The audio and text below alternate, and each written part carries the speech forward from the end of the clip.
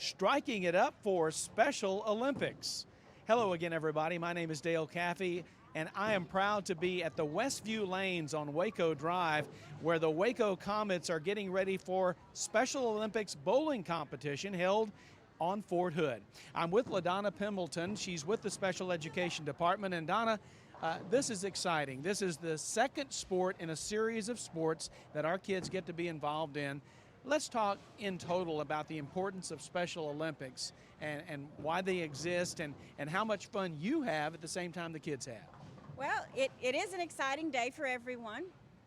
The practices that we do kind of let the students be successful in something besides academics. So we get to see them in a total different light. There is no wrong way to do it here. We accept whatever they can do, and we all applaud when we do bad and when we do good. So it's a fantastic day. Let's talk a little bit about Special Olympics and the way it gets started in the district. And I know we are rebuilding our Special Olympics program at Waco ISD under the direction of Dr. Bonnie Kane, who is really big into this. But it all started a few weeks ago with bocce ball. Talk a little bit about that as we look at some of those pictures. Oh, but I'm going to tell you, bocce ball is fun. I think everybody should learn how to play it. But when we went to competition, the students, they stepped up to the plate. They know what they're doing, and we brought home some good. We had some medals. Talk about those kids. These kids really get into the sport, and they understand competition.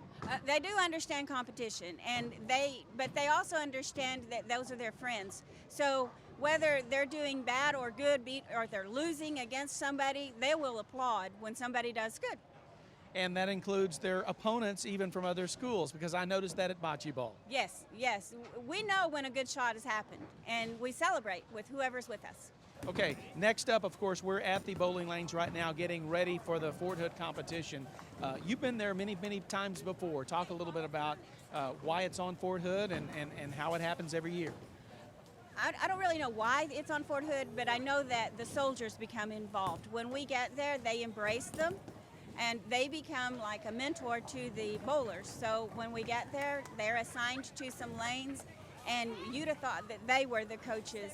Last year I overheard one of them say, I wouldn't want to bowl against the Comets on this one team because they would lose. So good, it was good. Very good. Talk about the Waco Comets and how a teacher like you really gets into being a Comet yourself. Well, I'm going to tell you, you don't have to be the best, you just have to be enthusiastic with the kids, show them what you do know, and then build on where they are. Again, success is just building upon where you are. Okay, after bowling is over, then you have, I think, basketball. Talk a little bit about that. We do, and it's a little bit different because of the different levels that we have. So the scoring, we've got teams where it looks like, you have half court or you can do a full court. We usually do a half court. Not that we couldn't do a full court, but then the other one is like skills. And so the students get points for different ways. Like if they hit the rim, it's worth a point. If they can hit the net, it's worth a point. If they score and goes through the net, then they get more points. So it's, again, a leveling. Okay, again, I'm going to recap. It starts with bocce ball, it moves to bowling, then to basketball, but then the coup de grace is in the springtime, usually held at Conley High School, although not all of the time, but it's the track and field event, which is really something to see. Oh, it is. I watched last year a competition where they were running, then they did their halftime where they had their socialization, and they get out there and they dance, and they're having a party in midfield. And then they stop that to go run a mile, and they do it.